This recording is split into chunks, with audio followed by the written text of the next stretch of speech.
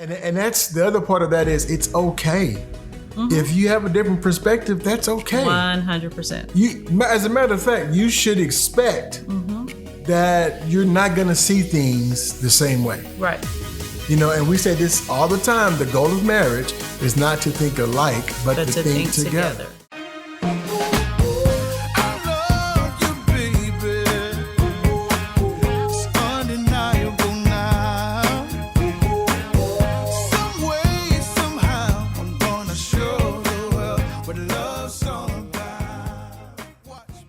Everybody, and welcome to another episode of Marriage Matters. This is a podcast. Yes, it is. Yeah, well, what do we talk about on this podcast? We talk about Marriage Matters. And why do we talk about Marriage Matters? Because marriage matters. And why does marriage matter? Because it does. You heard it from her. That's what she said, right?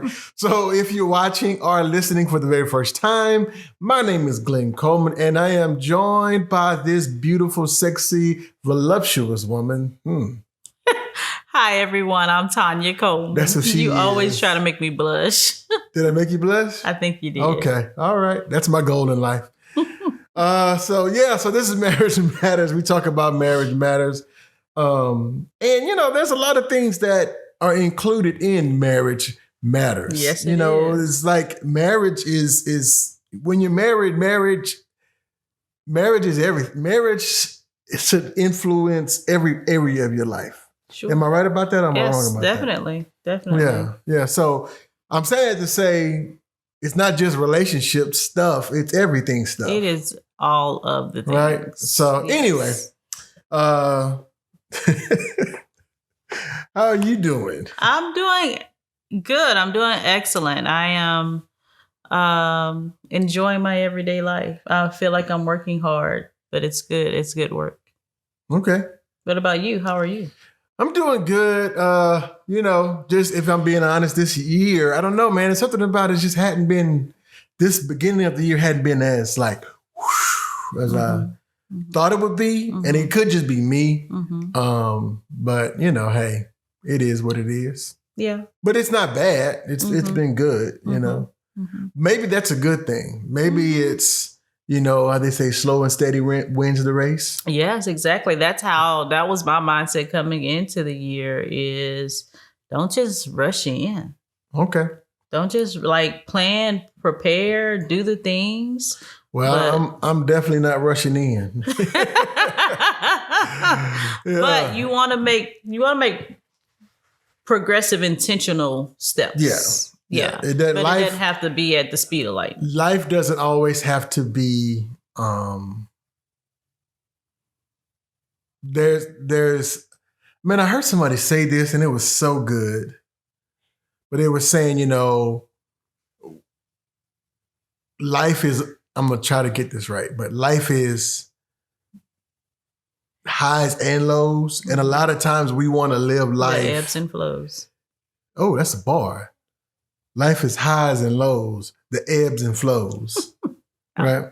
Okay. But anyway, a lot of times we want to live life kind of like in that middle, but it's like that's what it was. Okay. They said that when you're looking at a heart monitor, if the line is steady, what does that mean? That you're dead. You're deceased. So it's like, that's how life is. It's like, you never want your life just to be mundane. Is that, so there was like, it's life is all about the highs and the lows and learning how to rejoice in the highs and be content in the lows. Yeah. Oh, that's good. And learning how to not stay in the lows, but, get to the highs. So my point in saying this is if you're experiencing a low, that's not a bad thing. That's a time to reset and refocus and rest, rejuvenate, right? So anyway, that's not what I want to talk about today. Okay, I was saying, is that our topic? Are we shifting? Do I feel a shift in the atmosphere? I don't know. Do you feel a shift? I'm following you. Oh, okay. Yeah, you're this is just extra. Yeah, this is a little extra. Okay. Yeah. Okay. So, but anyway, what I did want to talk about today was, I don't know, we're I guess we're gonna stick with the topic, my way or the highway. Let's talk about it. Okay. Yeah, because one of the things when we talk about two becoming one. Mm-hmm. And that's the scripture, that, a lot of people use at weddings and in marriage and, Mm-hmm. and, the leaving and the cleaving and all of that. And I'm not saying that's true. Mm-hmm. But I think what we don't talk about enough is the process of becoming one. Mm-hmm. Because here's the deal. When you say I do, that's not, I think I heard you say this. You become one spiritually, but physically becoming one is a lifetime of work. Mm-hmm. And I think that lifetime of work is what we don't talk about enough, because the day after you're married, physically, you're still two different people with your own way of doing, your own way of being, your own ideas, your own opinions, all of those things. So I think a lot of times, and not just physically, it's also that emotional, like all of the other ways besides spiritual is the process of becoming one. Yeah. Yes. And so I guess I want to just talk about a little bit, how do we manage that? And, maybe, I don't know, those of you who are watching or listening, maybe you're experiencing some of that in your relationship, that, you have one way of doing, your partner has another way of doing, you have one opinion about it, your partner has another opinion about it. And the tendency, I think, a lot of times is for either one person to kind of like dominate the relationship, and the other person just to kind of die to whatever the other person wants. And I just don't, I think that's very dangerous in the relationship. Yeah. And so I guess I want to talk about how have we navigated that in our relationship. And I'll tell you right now, the way we navigate it, I just let Tanya do whatever she wants. I just get out of the way. That is not true. It's not. Don't lie to the people. Huh? No, I that just is like, not hey, true. No, but there is there's this scene on the Cosby Show with Elvin. He's having this thing with Sandra. And, Sandra's like he wants to do like the man thing and like, pump her gas or, and she's like, I'm my own woman. I can do whatever. And Bill Cosby's like, he's like, what you got to do is just, and that's the approach. And I don't know. Do you think that's the best way is just to say, hey, do whatever you want? I think there's a balance to that, because for me, it's not about you telling me what to do or me telling you what to do or letting me do what I want to do or vice versa. Is that you are a whole person, I'm a whole person. And I mean, like the Wizard of Oz, like, thank God we got a brain, a brain and a heart. Let's use it. Yeah. But it's giving one another space, to be fully who you are in the relationship when it comes to the way that we operate and the way that we do things and see things. That's where the Bible talks about submission. Like we focus on the wife submitting to the husband, but it also talks about us submitting one to another. Correct. And that's where we meet in the middle there, and so we may not agree on everything, or I may not like your way of doing things all of the time. But there are moments where it's like, okay, that's best. That way is best. It's not my preference, but it is best. Or it doesn't really matter. Yeah. You know what I mean? Yeah. So I think it's finding a way to meet in the middle and allow for both people in the marriage to fully be seen, heard, and valued, as you always say. But as far as I hate that. Honestly, I do. I let Tanya do whatever she wants to do. You don't let me do anything. Ooh. Excuse me. I mean, no, I'm just saying, like, I'm an adult. You're an adult. And when I say that, I don't mean like let you. I mean, I'm just not gonna. I don't want to call. and I know I hear this so many times, and I don't like the statement about, happy wife, happy life. Just let her do what she wants to do, and don't rock the boat. And I'm going to tell you why I take issue with letting her do, because this is what I've seen is that she, whomever she is, is doing quote unquote whatever she wants to do, and he's sitting silently over in the corner. Oh, I just let her do. So you don't have an opinion about anything, right? You're, there, she's doing whatever she wants to do, oftentimes because there are some things that she's not getting from you, so she is, whether it's spending money or how she, whatever, sometimes that's happening because there's like you've checked out. You talked about that flat line, like you flatlined in the marriage, and so if you really have a conversation with her, she may tell you a whole lot about why she's always gone or why she's always shopping or why she's always with her friends, because you're not giving me anything. Yeah. So I think that there's a lot behind that whole let her do whatever she wants to do. Yeah. And I think it goes back to really wanting to have a relationship. Correct. And wanting to have a true marriage. Correct. Because that's not a true relationship. No. I think a lot of times people just want somebody to be with, but they don't want to be in a relationship. Does that make sense? Because you're right. Because it would be so much easier for me just to say, I'm just do whatever you want, and that a lot of times that takes, if you're saying that just do whatever you want all the time, then that's not fair to your partner, because what you're doing is you're taking a lot of the responsibility away, or you're taking yourself out of the relationship, and you're forcing your partner just to make all of the decisions, and how unfair is that? And put all the pressure. So, and that goes both ways. We're saying she, but sometimes it could be, the other way. Yeah. So one thing that I find that's helpful, when talking about, because what we were just talking about, that's one side of it, to where one person is saying you just do you, I just would just do whatever you want. But the other side of that, well, I'll tell you what. Let's kind of resolve that. Okay. So we're saying that that's not the best way to function in a relationship. Correct. So if you're the person that's always having to make the decisions, if you're the person who's always having to come up with the ideas or do, and I'm the one that's always checking out, what is some advice you could give to the spouse who's wanting more input?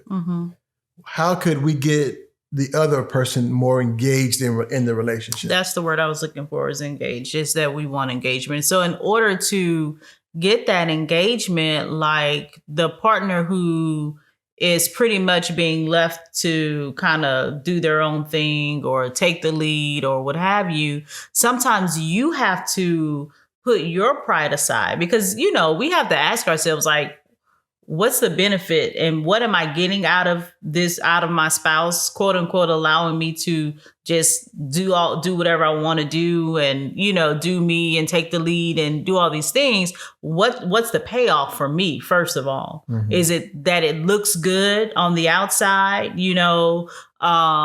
it that I am getting all of the quote unquote tangible things that I want? But what is the sacrifice? And so you have to look at, okay, what's the sacrifice? One, is my spouse happy in this relationship? Am I truly happy? Am I getting those interpersonal needs met, or am I just focused on surface level things?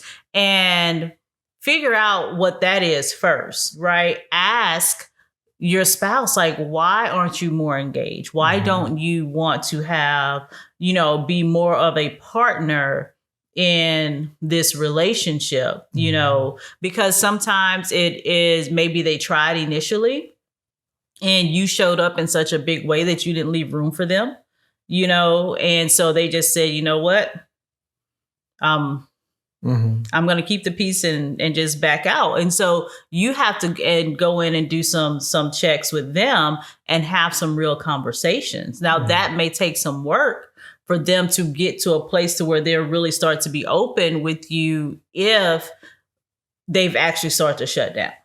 You know? Yeah, and you got to ask for what you need. Yeah, and that exactly. That's what I was getting ready to say. Is I think it starts with a conversation, and saying, hey, I just feel like I'm alone in this. Why do I have to be the one to always make the decisions, with the kids? Correct. Why do I have to be the one to always, decide what and how we're going to do this or when we're going to do this? And and I'm not saying this to be me, but I'm just like, if that's the case, I could have just stayed single. What's the point? What's the point of having a partner in this if I'm the one? That's just like if you're in a business relationship, you don't want to be the one, making all the decisions, making all the plans, doing all the strategy, doing all the work, and at the end of the year, we both get a bonus. That's that's not, So yeah, I would say, have that conversation and let your spouse or your partner know this is, or your colleague or whatever situation that you're using these principles for, how you're feeling. Because, and then you have to, when you have that conversation, just like you want that person to be open to you, you have to be open to them. Correct. And understanding why they function that way. Like Tanya said, it could be that maybe they feel like you don't leave room for them. So instead of me trying to force my way in, I'm just going to let you do you. Right. Until, you ask. So, it all starts with the conversation, with communication. It always goes back to communication. It always goes back to communication. And that's the area where most of us struggle, is really saying what's really on our hearts and our minds, because some of us we talked about conflict avoidance last week. Some of us are conflict avoidant for many different reasons. Some of us just save it all up and then we let it out in anger and frustration. So then there's no real communication, because now you just blowing off on me and I'm shutting down, at that point. So a conversation is going to look like, that I'm coming to you in a time of peace, and I'm coming to you from a place of love and respect, and saying, hey, there's some things on my mind, on my heart that I feel like we need to talk about. Can we talk about it? And so actually allowing that person, don't just go bum rush them with this stuff. You have to set up a conversation. You may have to schedule time to do that. Get away from your house or something to sit and have these hard conversations that maybe you haven't had before. Just talking to people, I hear a lot about how, husbands will often be the ones to back out, and I just go to work and I make the money. I make sure the money is in the account and she handles everything else. Like, honestly, dude, you got the easy road, because you're not dealing with all of the things that comes with managing a house, from paying bills, like literally paying the bills, and managing what's happening with kids, and, being the person to schedule appointments and drop people off and pick people up and make the groceries and cook the meals. And like, that's a lot of work. And she's probably going to work too, Yeah. And so for the women, like, you have to ask for what you need. But when she asks for what she needs, guys, like, you need to listen and hear her and make a decision about if you're going to engage in this relationship or not, or figure out why are you resistant to doing so. Yeah. So I think that's one side. I guess we talked about, when one person is checking out and the other person is kind of taking the lead. But then you have cases where the one person is being demanding in the relationship, that we're going to do this, and I don't want your opinion.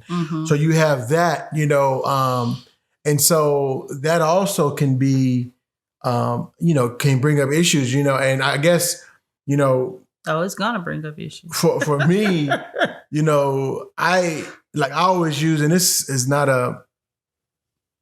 relationship ending example, but for you and I always use the copy paste thing, so like when we're working together, I'm a Command C, Command V person. It's just like real simple. Command V, Command V. Tanya is a file. No, copy. I'm a right click. It's still. It feel like file to you. Yeah. File, right click, copy, right click, paste. And I'm like, why are you doing that? You could just do boom, boom. But I think what? I'm just like, see, we still don't agree. and I know my thing is like, but when you have those impasses in your relationship, one of the things that I would always recommend, and I think I don't do a great job at this a lot, is thus explaining why doing it this way. Because if I can show you, doing it this way, even with the copy paste thing, if I showed you, you're going to save yourself, 30 minutes per paper that you write, whatever. Then my point is explaining the why. I know, I get it. Behind the reason why you're doing. There was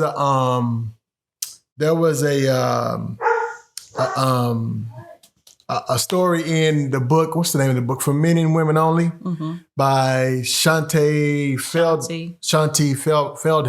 And I can't remember which one because we both read each book. But she was saying that her husband was helping in the kitchen, which he had actually do that, so he was helping more. But he had took one of the dish towels and wiped the floor with it. And she was like, she looked exactly right because you don't do that with a dish towel. Right. But she's like, instead of, going off on him and like, why are you cleaning the floors with my dish towel? She's like, why would you, it was more of like, why? And so inquisitive. He was, and his explanation was like, I had already noticed that all the dish towels were getting old anyway. And so my plan was to go out and buy new dish towels. And I was going to take these towels and use them to wash the vehicles. But my point is, he had a whole thought process behind this decision and the reason why he was doing it that way. And so I think a lot of times in our relationships, because we may actually know a better way and our way may be better. It may be more efficient. It may be more effective. It may be save us time, money, and effort in the long run. But we make those decisions. And a lot of times we feel like we don't have to explain the why. Right. And when you don't explain the why, again, what you're doing is you're pushing your partner outside of the relationship. So you're saying, I'm going to make these decisions. Right. And I don't really care what you think. Now, I know that's not what you may be saying, but again, that may be the way that they interpret it. They interpret it, right? So, it goes both ways.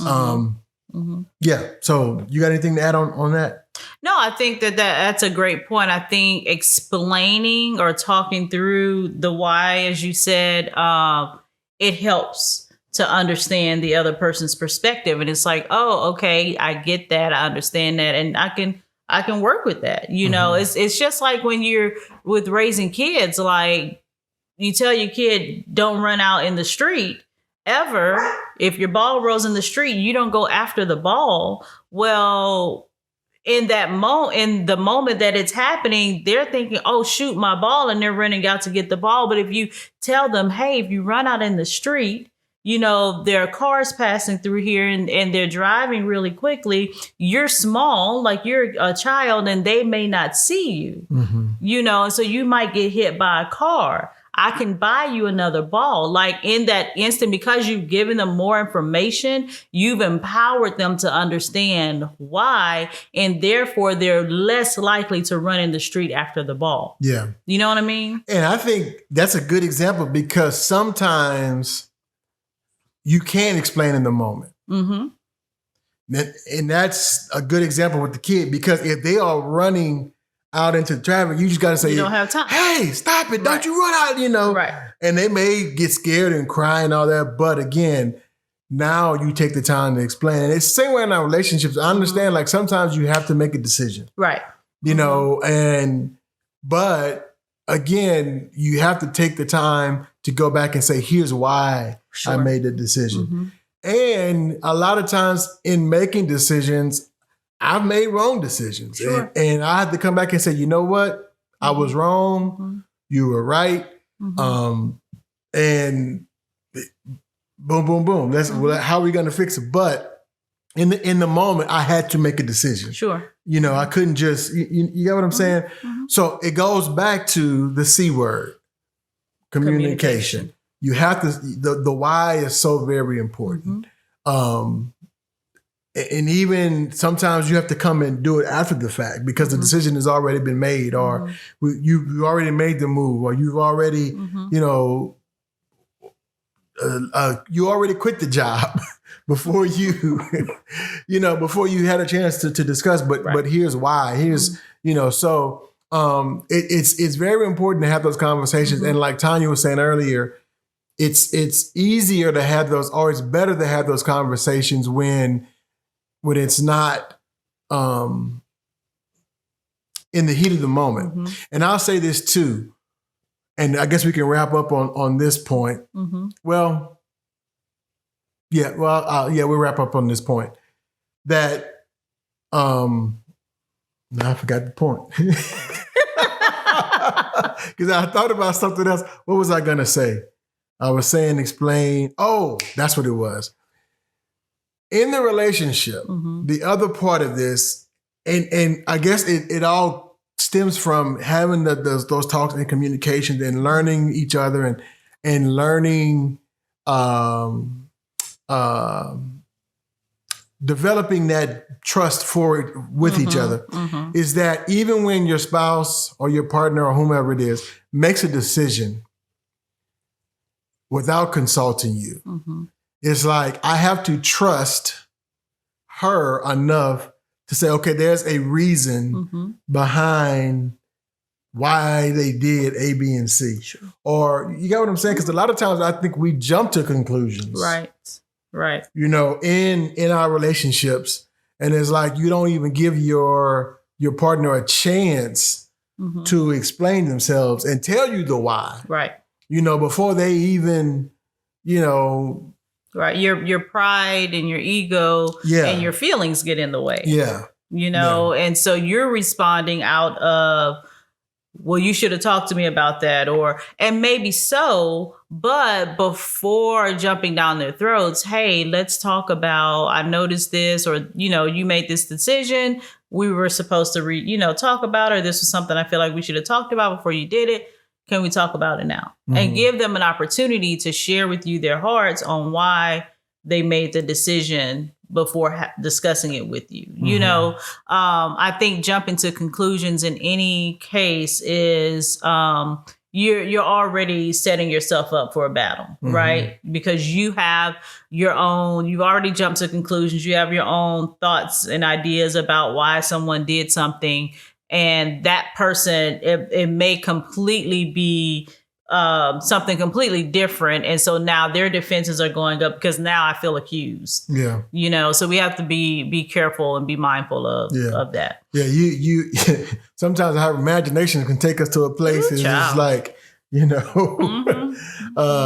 And I'll say, I know I said that was the last point, but I'll say one more thing. But one of the things that we do use in our relationship is I always talk about principles versus preferences when it comes to this type of thing. And there are certain things that I consider a preference. Now, even your principles and preferences, they have to be agreed upon, because some things that may be a preference to you may be a principle for the other person. So the difference is principles are things that are like core beliefs. They are like, you know, and then preferences are just stuff that, you know, like, you know, for me, maybe the paint color. Sure. That may be a preference for me. Right. And it's like, it's not going to really affect the long-term, you know, impact. It's not gonna have a major impact. Right. Yeah. But the principle is, that's something. So I may not be as concerned about the color of the walls of the house, but I am concerned to make sure that we buy a house that's a good investment. Right. So we're going to have that conversation. Right.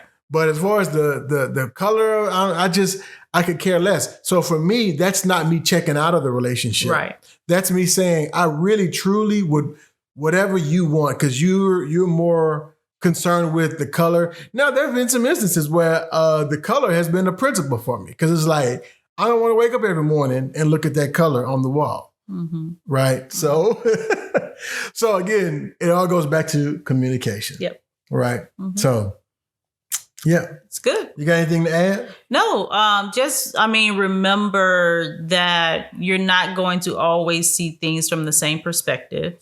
You're going to have your own perspective because you're different people. You're working to become one, and even as you become one, you're still going to have your own opinions, right?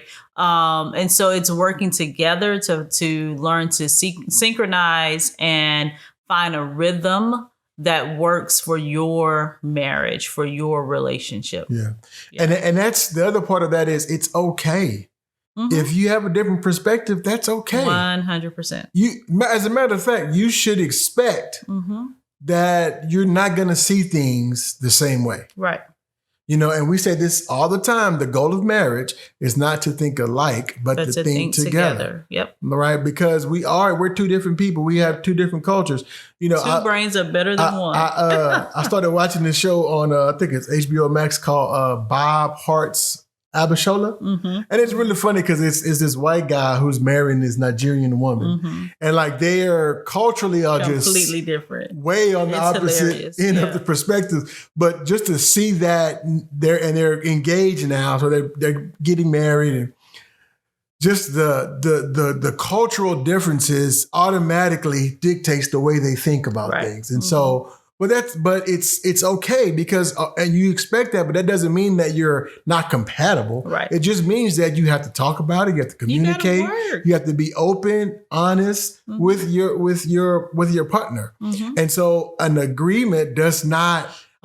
disagreement does not equal divorce. Correct.